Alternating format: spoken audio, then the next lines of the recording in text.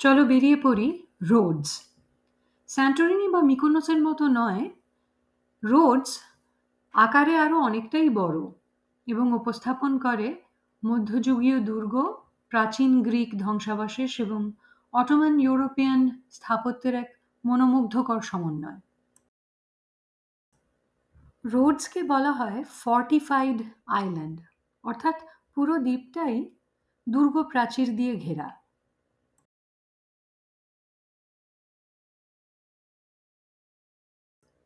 সমুদ্রের ধারের একটা ছোট্ট সুন্দর জায়গা হচ্ছে ক্যালিথিয়া স্প্রিংস।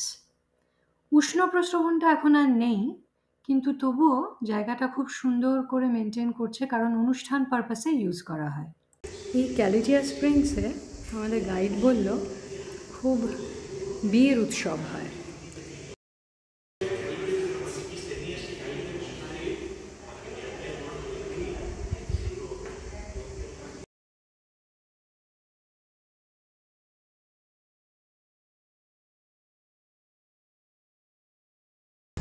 আমরা এলাম টাউন অফ রোডস, সমুদ্রের ঠিক ধারে।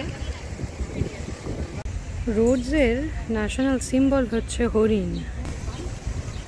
এই গ্রিক অর্থোডক্স চার্চ, তার পাশে ক্লক টাওয়ার, আর যদি একটু ভালো করে দেখা যায় আরও ডান দিকে দুটো হরিণের মূর্তি দুটো থামের ওপরে আছে। একটু জুম করে দেখাই। মান্দ্রাকি স্কোয়ার বলে এখানে। মনে হচ্ছে যে ফোর্টের দেওয়ালের বাইরে সুন্দর সুন্দর খাবার জায়গা করেছে, রেস্টুরেন্ট করেছে। গ্রিক অর্থোডক্স চার্চে ঢুকে আমরা প্রথমে মোমবাতি জ্বালালাম। খুব সুন্দর একটা চার্চ।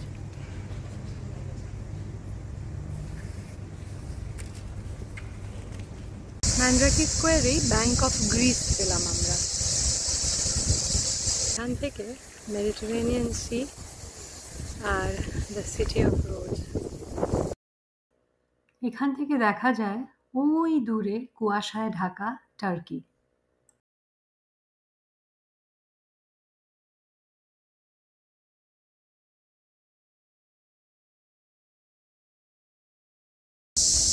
অ্যাক্রোপলিসের এটা স্টেডিয়াম। এগুলো সবই খ্রিস্টপূর্ব 5ম শতাব্দীর।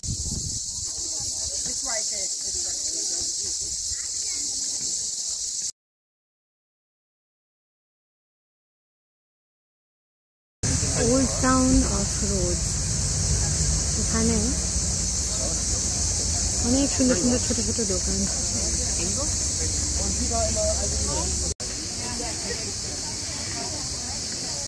চতুর্দশ শতাব্দীর সংরক্ষিত দুর্গ আর প্রাসাদ, এই palace of the grand master of the knights. এটা ইউনেস্কো ওয়ার্ল্ড হেরিটেজ সাইট। সরু গলি দিয়ে খানিকক্ষণ আসার পরে এরকম একটা ওপেনিং, একটা স্কোয়ারে চলে এলাম।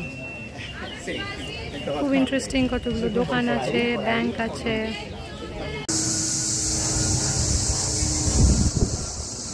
এই ক্যাসেলগুলো অনেক ইতিহাস আছে, অটোমান, বাইজেন্টাইন এম্পায়ার।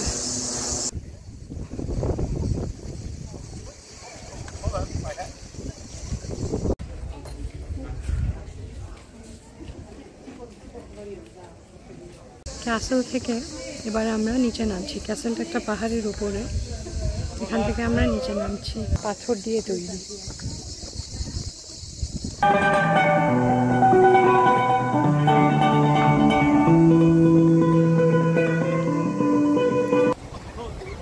দিনের শেষে ঘরে ফেরার পালা।